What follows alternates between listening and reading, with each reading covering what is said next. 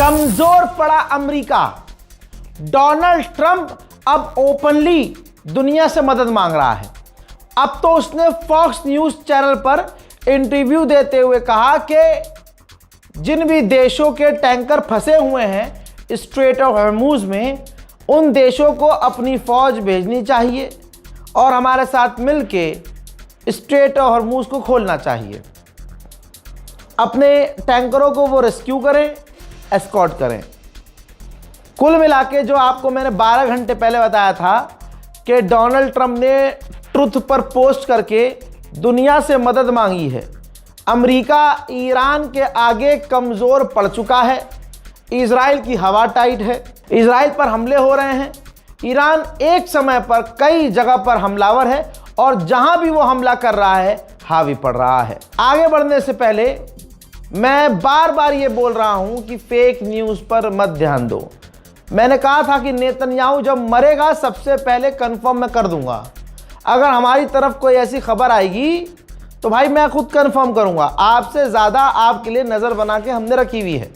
लेकिन fake news इतनी चलाई जा रही है, यकीन कीजिए 90-95% खबरें झूठी हैं। दिक्कत क्या है भाई, 300 रुपये में ब्लूटिक मिलता है।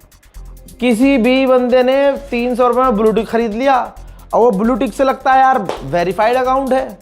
भाई अकाउंट वेरीफाइड है, खबरें उसकी थोड़ी ना वेरीफाइड है। अब वो क्या कर रहे हैं, पुरानी वीडियोस के उठाकर इजराइल के यहाँ, मतलब इजराइल में जब मिसाइल गिरी हो तो वहाँ से एम्बुलेंस में खड़ी हो और घायलों को लेके जा रहा हो, ऊपर जो है नेतन्याहू की फ़ोटो लगा रखी है कि नेतन्याहू मारा गया। अब वही सोर्स बन गया, मतलब वही वीडियो एक सोर्स बन जाती है। अब उस पर मुसलमान क्रिएटर रील बनाते हैं, यहाँ जो है वीडियो लगा देते हैं और कहते हैं देखा अल्लाह का शुक्र करिए, मुसलमानों मुबारक हो, तुम्हारी ईद हो गई। अब मुसलमान जज्बात घायल बैठा हुआ है कि नेतन्याहू की ऐसी खबर आ जाए तो हम नाच उठें। अब वो बेचारा जज्बाती मुसलमान लाइक कमेंट शेयर और 5 फॉलो और वो वीडियो डाउनलोड और वो लगाया था व्हाट्सएप पे। चलो जी, अब ये चेन बन जाती है फेक न्यूज़ फैलाने की। अब इससे ईरान का डबल नुकसान है। आपको पता है ईरान ने क्या कहा, सेम एग्जैक्ट मेरे ही वर्डिंग्स जो मैं 2 दिन से क्लियर कर रहा था कि अगर नेतन्याहू जिंदा है, बच्चों का कातिल जिंदा है, तो उसे ढूंढ के मारेंगे। ईरान के सोर्सेज ने कहा कि हमारे पास ऐसा कोई सोर्स नहीं है, प्रूफ नहीं है कि नेतन्याहू मारा गया है या जिंदा है। ठीक, मतलब ईरान को खुद नहीं पता है। ईरान को यह भी नहीं पता है कि वो कितना घायल है, अगर घायल है भी तो कितना घायल है। बात करें दुश्मन की तो दुश्मन ने कई बार अपडेट दिया है कि नेतन्याहू जिंदा है, सुरक्षित है, वो सेफ हैं। यानी वही हमारी वाली बात सही साबित हुई कि डर के मारे ये बाहर नहीं आ रहा है, बिल में छुपा हुआ है। जो बात ईरान के लीडरों के बारे में अमेरिका कह रहा है, असल में वो बात इजराइल के लिए होनी चाहिए कि इजराइल का प्रधानमंत्री, इजराइल के टॉप लीडर्स अंडरग्राउंड है और नजर नहीं आ रहे हैं। बिल्कुल क्लियर कट ईरान ने कह दिया कि अगर नेतन्याहू जिंदा है तो हम उसे ढूंढेंगे, बच्चों के कातिल को ढूंढेंगे और मार देंगे। यह IRGC ने कहा है। जैसे इजराइल बयान जारी करता था अब तक, अब IRGC कह रही है सेम उसी स्टाइल में। उधर सऊदी अरब से ईरान ने कहा है कि कुछ हमले जो आप पे हुए हैं वो हमले हमने नहीं किए हैं, हम आपकी एजेंसियों के साथ मिलकर रिसर्च करने को, इन्वेस्टिगेशन करने को तैयार हैं, हमने हमले नहीं किए हैं। तो यानी अब ऐसा इशारा सामने आ रहा है कि सऊदी अरब पर जो बड़े बड़े हमले कई सारे हुए हैं वो ईरान ने नहीं किए हैं, वो अमेरिका और इजराइल ने ही किए हैं, दुश्मनी बढ़ाने के लिए, अरब को ईरान के खिलाफ जंग में उतारने के लिए। UAE में US फोर्सेस जहां जहां थी, ईरान ने कहा है कि हमने उन्हें टारगेट किया है, हमले किए हैं। जो ईरान हमले कर रहा है वो एक्सेप्ट कर रहा है और बाद में कई सारे ऐसे अटैक हो रहे हैं जिस पर ईरान जवाब नहीं दे रहा, उससे ईरान पूरी तरह से पलट रहा है। जैसे अभी इससे पहले सऊदी अरब के बारे में मैंने बताया। उधर पिछले 8 घंटे में ईरान ने इजराइल पर इतने बम मारे हैं, मल्टीपल वॉरहेड की वजह से इजराइल के डिफेंस सिस्टम फेल हुए हैं। और आपको बता दूं कि कई इलाकों में यानी डायरेक्ट हिट हो रही है इजराइल में। आइए चंद तबाही के मंजर इजराइल के।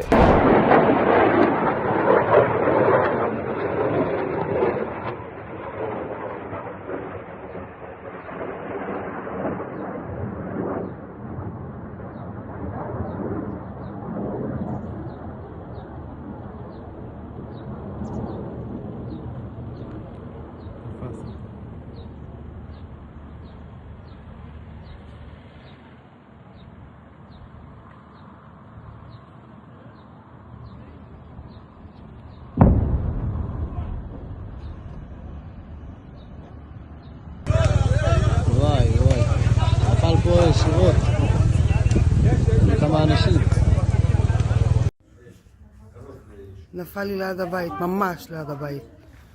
הנה, הנה. חבר'ה, נפל אצלי פה מול התחנה, נפל פה מול התחנה של סעדיה, מול הגינה. תראו מה קרה פה בכביש. תראו מה הולך פה. אתם לא מבינים, תראו איזה חור. מול התחנה שלי. וואי. תראה מה נהיה פה. תראו מה קרה פה. הציא את השורש של העץ. שיום, תראו מה הולך פה, אני לא מאמין.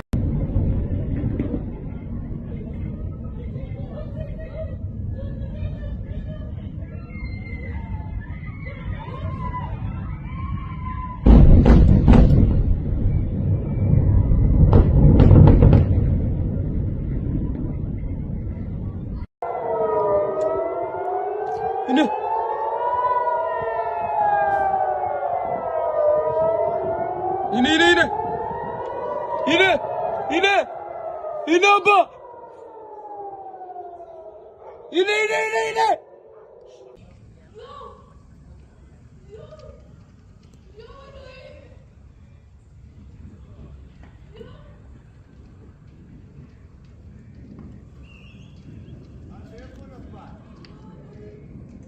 بالضبط وين التحنط منيات.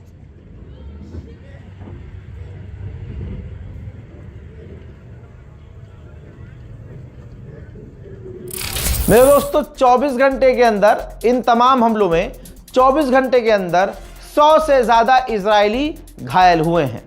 गोदी मीडिया के कई सारे पत्रकार, अंजना ओम मोदी और बहुत सारे पत्रकार वहां पहुंचे हैं। आदित्य राज कौल भी वहां पहुंचा है। जी हां, एनडीटीवी का एक खास पत्रकार आदित्य राज कौल, जो अक्सर इजराइल जाता रहता है, इजराइल की ये टोपी लगाकर यहूदियों की ये धार्मिक उसकी दीवार पर भी गया हुआ है।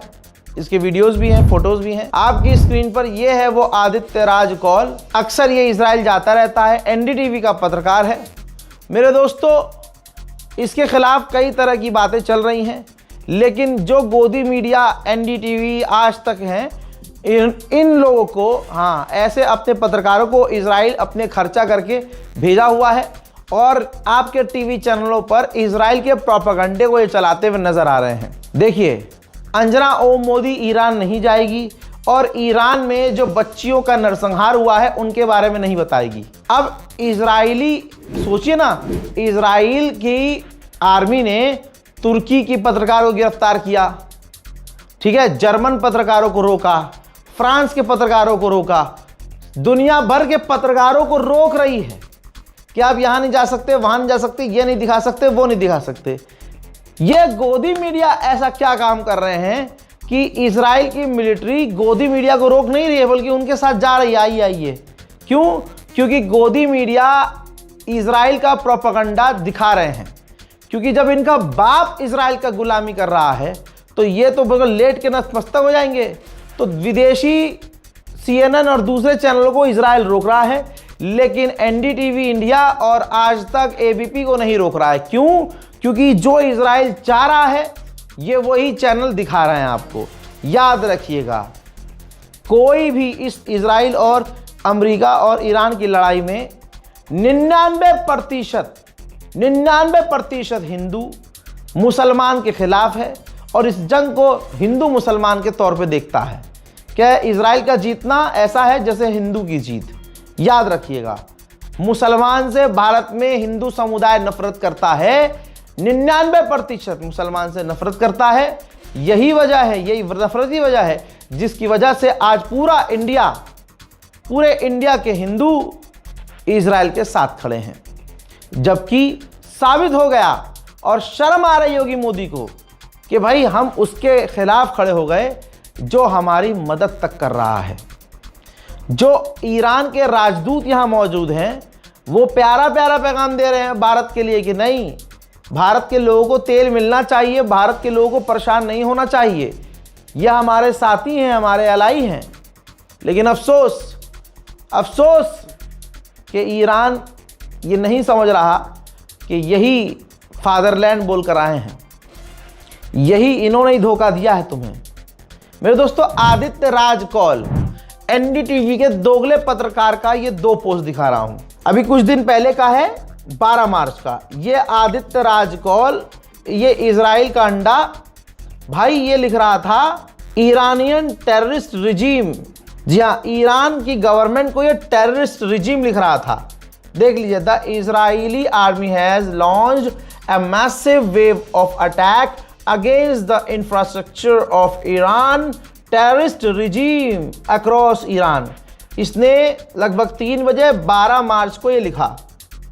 आज जब ईरान ने सबको मुंह में बहा दिया और सबकी नानी याद दिला दी, तो ये लिख रहा है कि मेरे खिलाफ जो है बहुत सारे फेक अकाउंट जो है झूठी खबर फैला रहे हैं, तो मास रिपोर्टिंग कीजिए उन अकाउंट को जो हमारे खिलाफ नफरत फैला रहे हैं और भारत को बदनाम कर रहे हैं। भारत और ईरान के रिश्ते, इजराइल से भी हमारे रिश्ते खराब कर रहे हैं। हजरात, आप समझिए, जैसे ही ईरान ने पीटना शुरू किया इजराइल को, फादरलैंड को, और भारत के साथ बातचीत की, बल्कि भारत ने, मोदी सरकार ने 72 घंटे कोशिश की और 2 टैंकर जैसे तैसे निकलवाए, परमिशन ली, ईरान ने परमिशन दी भी, तो इसके बाद इस सुअर का टोन चेंज हुआ। तो दोस्तों याद रखिएगा, गोदी मीडिया आपका सगा नहीं हो सकता। हिंदू नाम का पत्रकार 99%, 1-2 हैं अल्हम्दुलिल्लाह, लेकिन आपको इस युद्ध में हिंदू नाम का कोई पत्रकार, साफ बोल रहा हूं, हिंदू नाम का कोई पत्रकार हक बयानी आपके लिए नहीं करेगा। याद रखना, शेयर कीजिए इस वीडियो को, चैनल को सब्सक्राइब कीजिए।